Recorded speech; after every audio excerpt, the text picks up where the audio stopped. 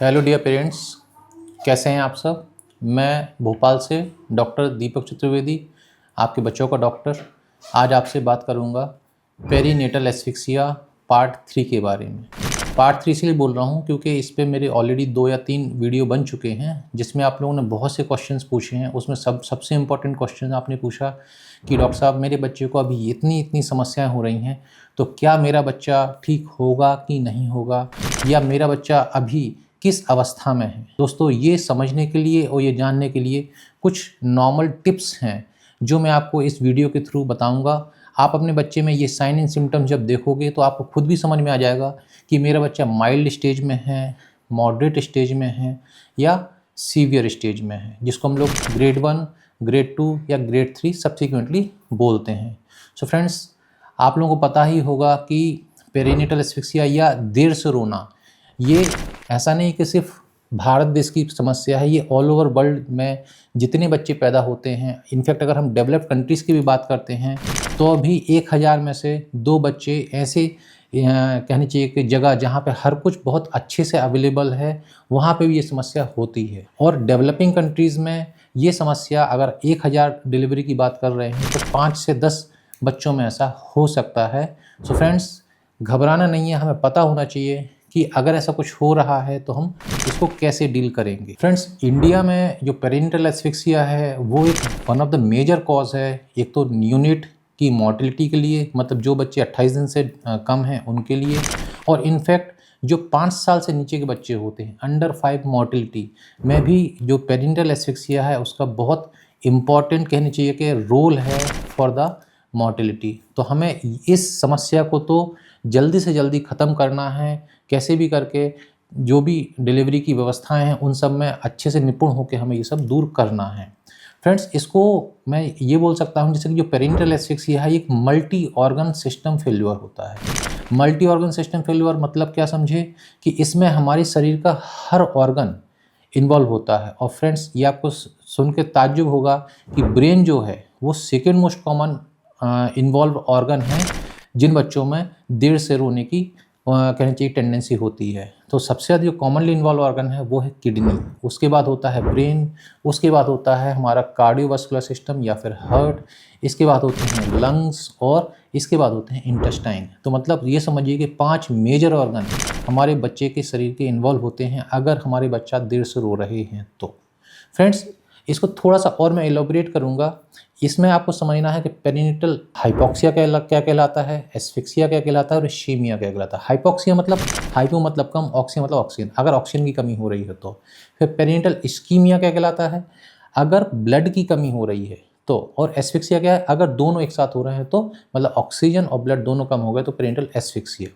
फिर एक टर्मिनोलॉजी और होती है neonatal depression. Friends, neonatal depression को हम ये मान सकते हैं कि हमारा बच्चा पैदा हुआ और 1 घंटे के अंदर उसका क्लिनिकल स्टेटस या neurological status through clinical parameters कैसा है। अगर वो सुस्त है तो हम लोग बोलते हैं न्यूनेटल डिप्रेशन। अभी सुस्तपन की डिफरेंट कैटेगरीज होती है जिसको हम लोग स्टेजिंग में आगे करते हैं। फिर दोस्तों, थर्ड जो आता है वो होता है HIE, hypoxic ischaemic encephalopathy.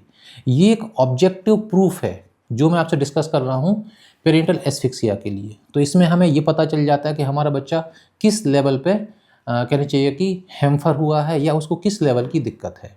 So friends, अब जिसमें आपको बताया कि HIE जो है, हाइपोक्सिक इश्केमिक कहना चाहिए कि एन्सेफेलोपैथी, ये एक बहुत बड़ा मेजर टर्मिनोलॉजी है। तो इसके हम क्लिनिकल पैरामीटर्स देखते हैं और इन्हीं क्लिनिकल पैरामीटर्स को हम लोग स्टेजिंग में डेवलप कर देते हैं या स्टेजिंग में उसको डिवाइड कर देते हैं, तो हमें पता चल जाते हैं कि ये बच्चे किस हिसाब से जाएंगे। तो फ्रेंड्स, जो कॉमनली यूज़ करने वाली स्टेजिंग है वो 3 हमारे HIE में यूज़ करते हैं हम लोग।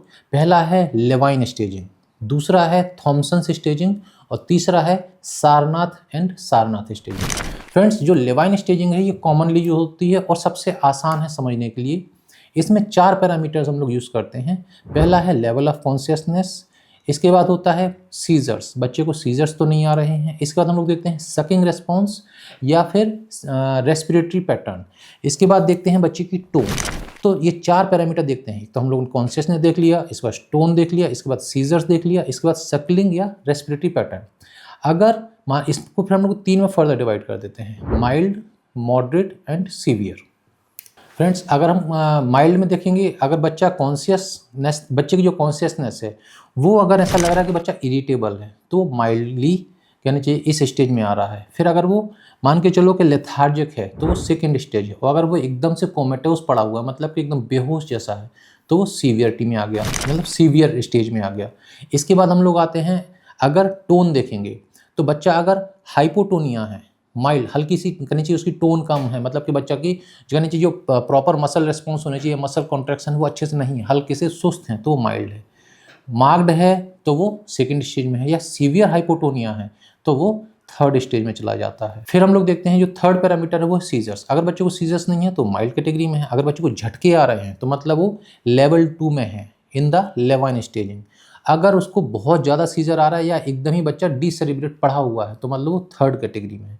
इसके बाद हम लोग देखते हैं सकिंग रेस्पॉन्स। अगर बच्चा बिल्कुल भी सक नहीं कर रहा है, पुअर सक है, थोड़ा थोड़ा सकिंग कर रहा है, माइल्ड है। बिल्कुल भी नहीं कर रहा है तो मॉडरेट है।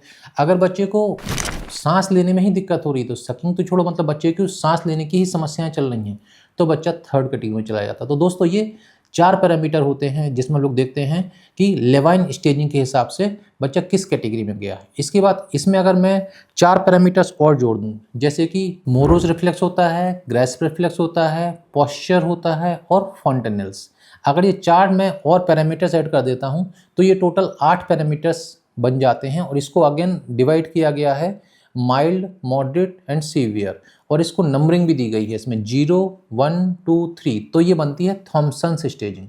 और थॉमसन्स दोस्तों जब ये 8 क्लिनिकल पैरामीटर्स को हम लोग ऐड कर देते हैं तो थॉमसन स्टेजिंग बनती है। इसको उन्होंने फर्दर डिवाइड कर दिया 3 कैटेगरी में, माइल्ड, मॉडरेट और सीवियर।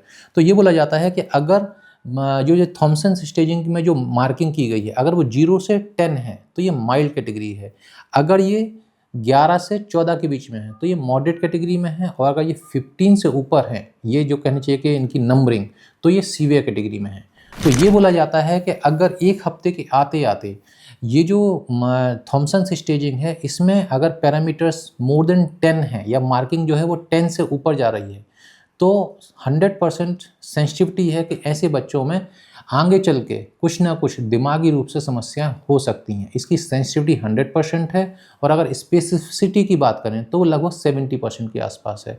तो फ्रेंड्स ये ध्यान रखना है कि अगर आपके डॉक्टर ने बताया है, आप पूछ सकते हो कि डॉक्टर साहब स्टेजिंग के हिसाब से कौन सी कितना कैटेगरी में आ रहा है, या फिर कितने हमारे बच्चे की मार्किंग आ रही हैं। तो अगर 10 से ऊपर है एक हफ्ते के आसपास तो हमारे बच्चों में दिमागी रूप से समस्याएं हो सकती हैं, और ऐसे बच्चों को हमें आगे चल के इवेल्युएट करना पड़ता है या कुछ ना कुछ ट्रीटमेंट लंबे समय के लिए चलाना पड़ता है।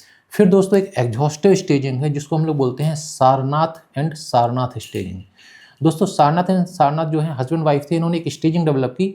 इसमें इन्होंने, जैसे कि मैंने बताया, जो लेवाइन स्टेजिंग थी उसमें 4 पैरामीटर्स थे, फिर जब उसमें 4 और ऐड की तो थॉमसन बन गई, और फिर इन्होंने और इसको एलोबरेट किया जिसमें इन्होंने EEG की भी फाइंडिंग्स को भी ऐड किया। फिर उन्होंने इसको फर्दर बहुत एग्जॉस्टिव तरीके से इसको डेवलप किया, जैसे कि इसमें इन्होंने मेजरली 6 कैटेगरी में किया। पहले रखा है ऑटोनोमिक नर्वस सिस्टम्स के जो सिम्टम्स होते हैं, इसके बाद उन्होंने न्यूरोमस्कुलर जो फीचर्स होते हैं उसको लिया, फिर उन्होंने सीजर्स को लिया, लेवल ऑफ कॉन्शियसनेस को लिया, फिर उन्होंने रिफ्लेक्सेस को लिया, और EEG की फाइंडिंग को लिया। तो फ्रेंड्स इसको मैं बहुत आपको हल्के तौर पे बता देता हूँ, क्योंकि बहुत ज़्यादा डीप में जाने का आप समझ भी नहीं पाओगे, उतना ज़्यादा डिटेल में जाने का मतलब नहीं। और कोई तब भी चाहता है तो मेरे को बताइएगा, कमेंट में लिखिएगा, तो मैं इसको एलेबोरेट करूँगा आपको डिटेल में अगले वीडियो में। EEG की फाइंडिंग इंपॉर्टेंट होती हैं, इसमें अर्ली और लेट होती हैं, उतना डिटेल में इसमें नहीं जाना चाह रहा हूँ।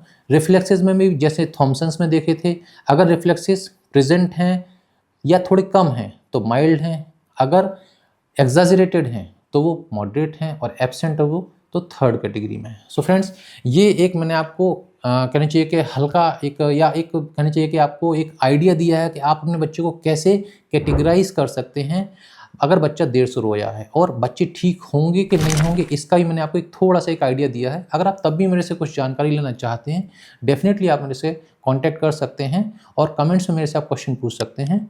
So thank you very much, नमस्ते।